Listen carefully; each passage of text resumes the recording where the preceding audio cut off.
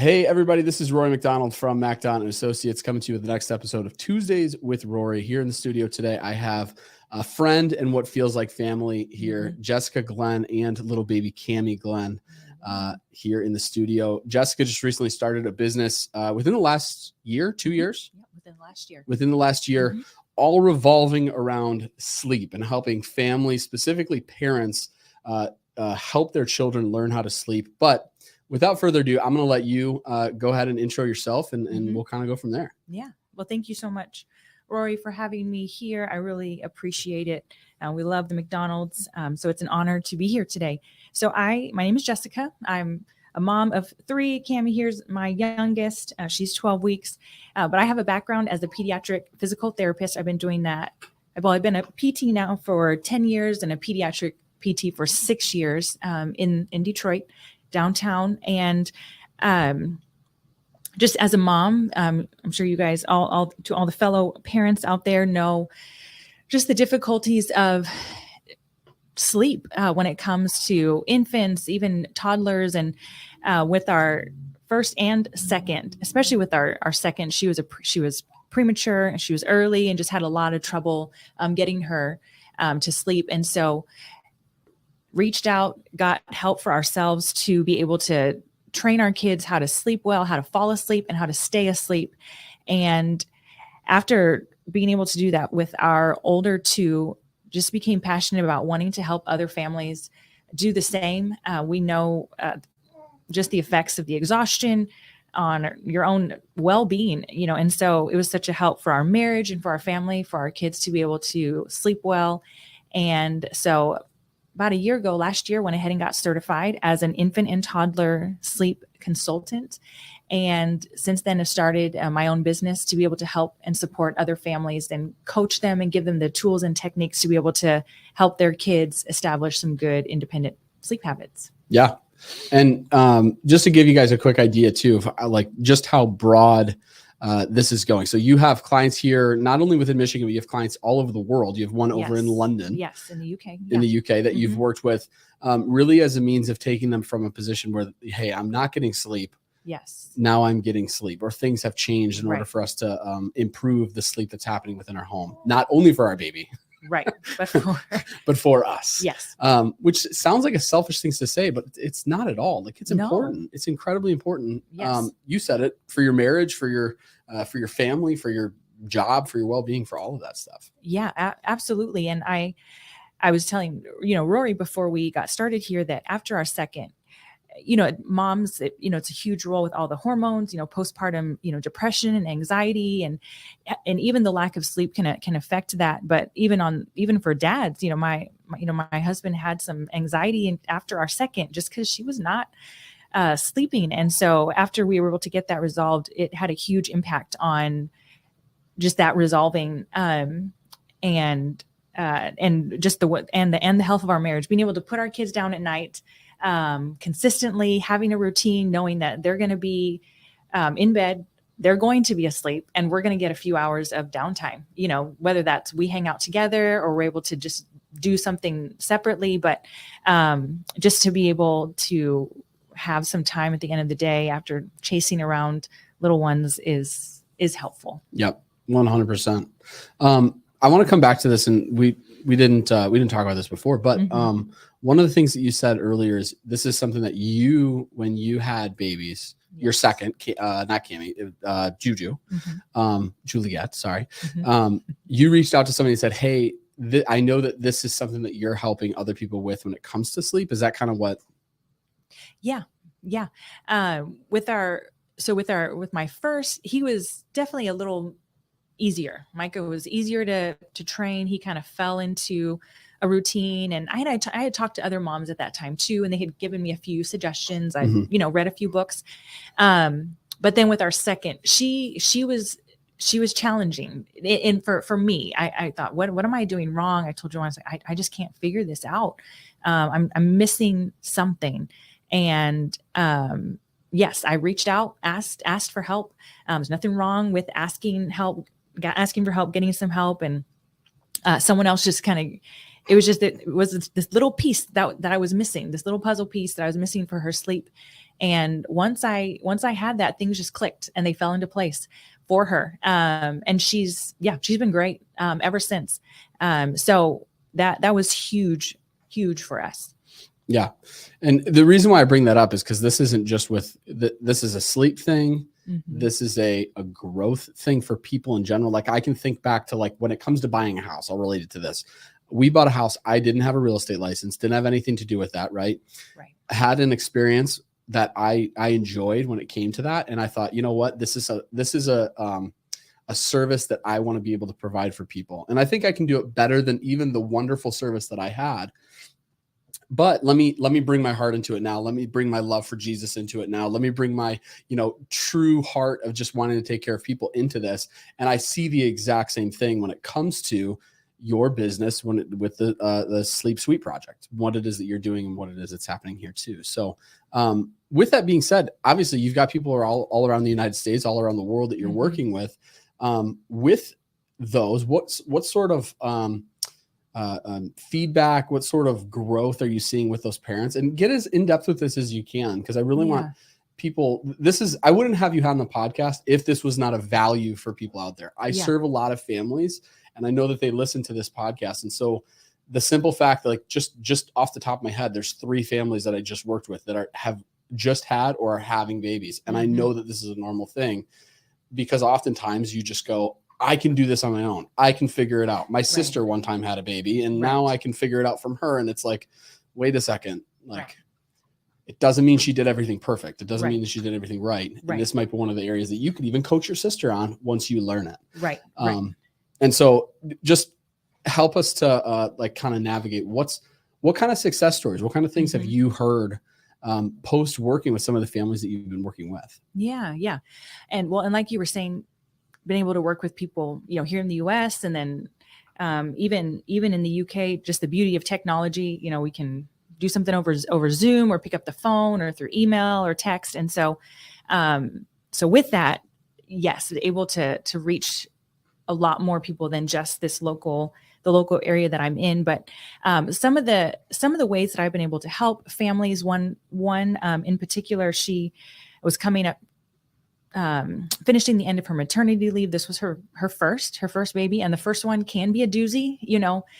It doesn't matter how many nieces or nephews you've had. It doesn't matter how many kids you babysat. It's your baby, and that baby's not going anywhere but with you. And so you have to buckle down. You have to kind of figure things out. And so I think first time parents are always fun. For me, they're fun to work with because you can really give just a lot of tips and tools. And so this particular client, coming to the end of her maternity leave, going back to work full time, and her daughter was, waking up every 2 hours at night, not taking very long or consistent naps. And so she wanted to get her on a consistent schedule, something that daycare could rely on, something that she could rely on when she was off work. And then at nights, she had to get up early to go to work the next day. And she wanted to be able to say, I got at least some sleep the night before. Because it's stressful being a working mom and having to, do everything that comes with that on top of having a baby that's not sleeping. So we worked together for a while, and she was able to get her daughter on a good schedule that was consistent. Her daughter started taking longer, appropriate naps, and within a couple months after working with her, her daughter was sleeping, through the night. And so it was great. I really enjoyed working with her, and just being able to see the growth, not only in her as a mom, but growth in her daughter. And so it was that would be one. So I coach moms, dads with kids all the way from infant all the way to toddler, so 5 years of age. So one of a more recent one was helping a mom with a toddler, just doing a simple nap transition. So as they get older, when do you drop a nap? When are they ready for it? And what does that look like? How do you do that well so that they're not crazy tired during the day and they sleep at night? So we were able to come up with a good routine and good schedule. And he's making that transition. We're still working on a few kinks, but they're definitely making some progress in getting through that through that nap transition. So Yeah.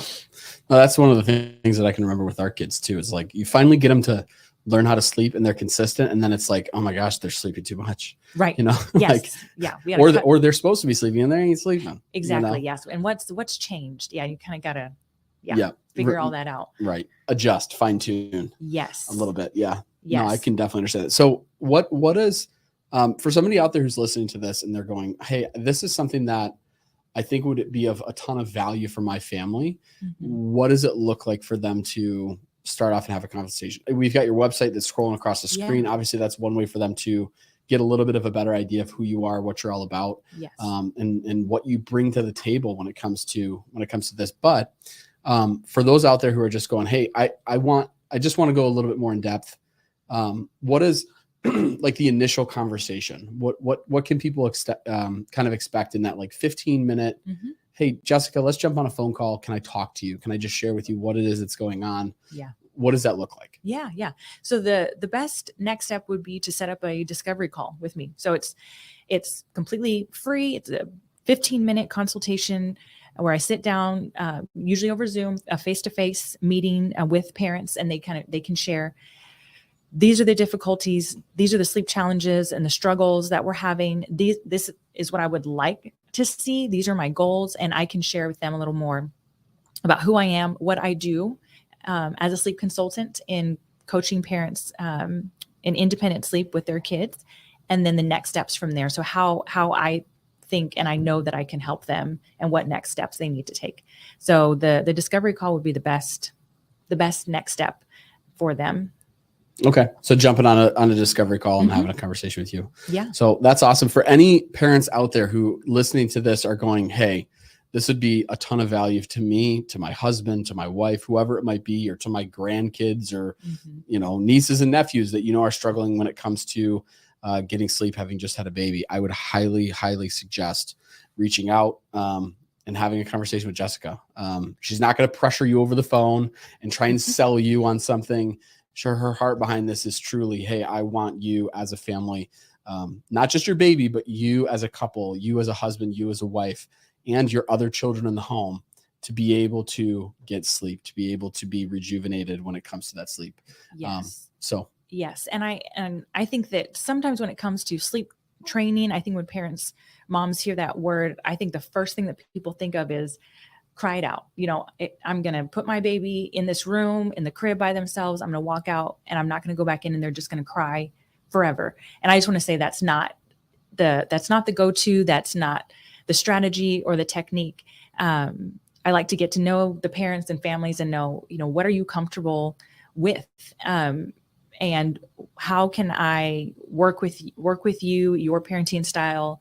There's so many different tools and techniques that can be used to help train a baby to sleep and to have good independent sleep habits that are not crying it out, that are not leaving them to cry it out. Wake windows and a good schedule and a routine can go a long way in establishing some good sleep. And so I did want to say that, just to help kind of maybe clear up any misconception that does come with sleep training. So I think there can be a lot of just uncertainty around, okay, what is this actually going to look like? But it would be through the discovery call that we could kind of talk and see, what do I think is actually going to be a good fit for your family? And it's customized for each parent, for each family. It's not, just a one size fits all. I really like to get to know the family, what they've done, what they've tried, their personality, and how can we work together to make this happen. Yeah.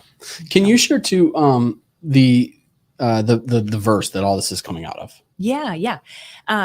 So, Rory alluded to earlier, how Jesus has impacted his business. The same would be for me. My faith and my walk with God influences everything that I do. And so when I started the business, I kept going back to the verse in Proverbs 3. It's Proverbs 3:24, the whole chapter.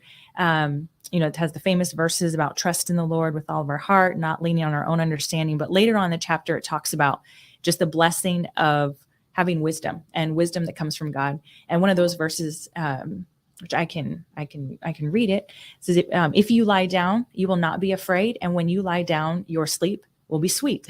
And so very simply, that's where the name came from. Sleep Sweet Project. My husband said, everything's a project these days. You got to add the project on the end. So that's where the project came from. But I know that feeling of lying down, whether it's at night or maybe you're trying to take a little nap when the baby's napping and you're literally are afraid or anxious. Is this baby going to stay asleep? And how long are they going to stay asleep for? And so, when are they going to cry? When is the monitor going to go off? And so I just love that verse because I think there is some wisdom and some wise principles in training our kids to sleep. It's just wise. It's wise as a parent. It's wise for our marriage. And so when we, apply wisdom as parents in that area, there does come sweet sleep. It is possible to be able to lie down and just be confident in your baby, confident in the fact that you're going to be able to get some rest. And kids are not. We were in our talking about this earlier. The kids are not robots. They are human beings who get sick. They teeth. You travel. They get off their routine a little bit. But for the most part, in general, if you taught them some good sleep habits, those are one-offs. Those are rare. It's not the norm. It's those are the rare moments, where, they're waking up at night or something like that. I can probably count on, my hand, the number of times, my son is woken up in the last month, because it just doesn't happen very often. And so anyway, Proverbs 3:24, that's where the name came from, Sleep Sweet Project. So when you lie down, your sleep will be sweet. Just a promise from God and something that I am passionate about helping families establish. So. Yeah, no, I think that's awesome. Very thankful for having you in the studio today and being a part of the Tuesdays with Rory podcast project. I'll have to add project on the end of that. Juwan, thank you for that. And Cammie's first podcast too. I know. This is great. And she could have a future in podcasts. There we go. Yeah. I'll have to get her a little microphone. Perfect. But no, seriously, so thankful for you. Thankful for what you're doing with the Sleep Sweet Project and the families that you're helping, not just here in Metro Detroit, but around the world. This is an important thing. It's a good thing. And for any of you parents out there, like I said earlier, struggling, not in a position where you're getting sleep, struggling to wake up in the morning and get to work because you've been up all night with a baby for weeks and days and whatever it is in a row. Yeah. I implore you, my kids are sleeping, give this lady a call. It's great. So highly suggest you guys doing that, but super thankful for you all tuning in to today's episode of Tuesdays with Rory. We will catch you next time. Besides that, you have